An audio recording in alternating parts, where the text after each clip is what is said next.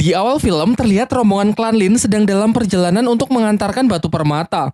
Namun di tengah jalan mereka diserang oleh sekelompok bandit yang ingin merampok mereka.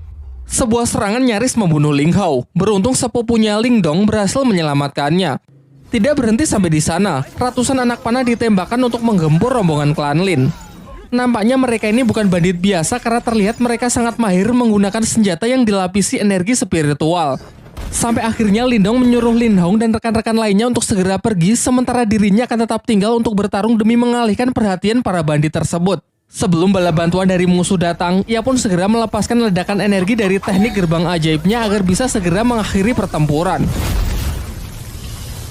Setelah kembali, Lindong menceritakan apa yang baru saja ia alami kepada ayah dan kakeknya. Sang kakek mengatakan bahwa tidak heran banyak orang jahat yang mengincar klan Lin demi mendapatkan batu permata yang sangat berharga mereka. Terlebih lagi karena klan Lin baru beberapa bulan pindah ke kota Yan sehingga masih sulit membedakan antara kawan dan lawan. Pembicaraan pun ditutup dengan kakek Lindong yang berpesan agar tidak mencolok saat mengantarkan barang. Beberapa waktu setelahnya diperlihatkan Lindong yang bermeditasi melatih kekuatan spiritualnya. Namun Marta si rubah putih yang selalu menjadi mentornya masih tertidur sehingga ia ragu apakah latihan sendiri seperti ini akan efektif. Tak lama setelah itu, Ching Tan datang menghampirinya untuk menyampaikan pesan dari kakek Yanda yang ingin menemuinya di perguruan bela diri. Namun sebelum pergi, tangan Lindong merasakan tangan adiknya tersebut sangat dingin, meskipun langsung Ching Tan tepis dengan mengatakan bahwa dirinya sedang baik-baik saja.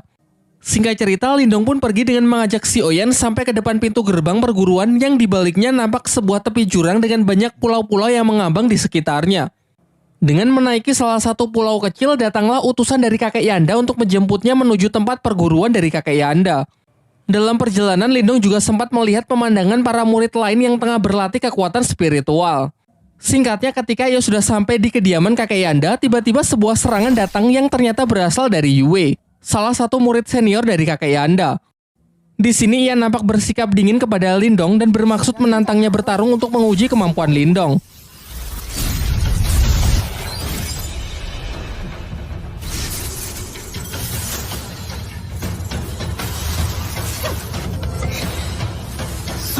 Namun ketika pertarungan mereka sudah mulai serius, kakek Yanda datang untuk segera menghentikan mereka.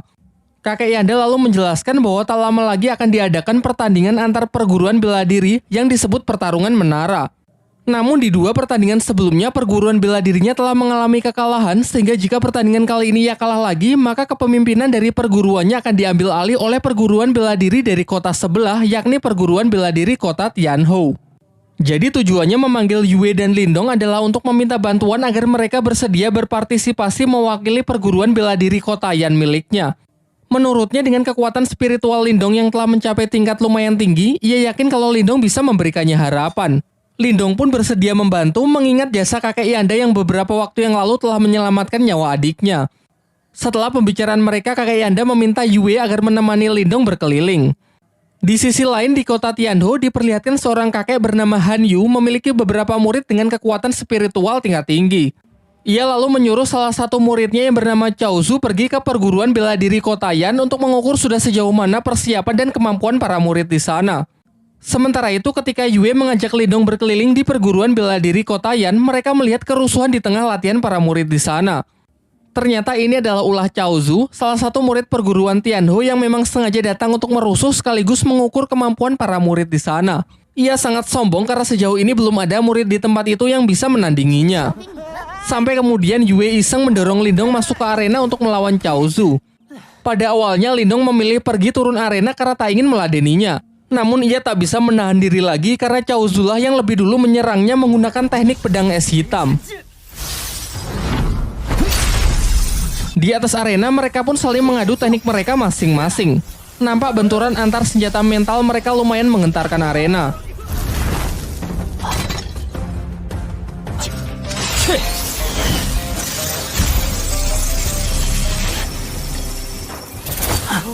Cao Zu ternyata tak hanya membual. Dengan teknik pedang es hitamnya, ia cukup sukses menekan jarum dewa milik Lindong.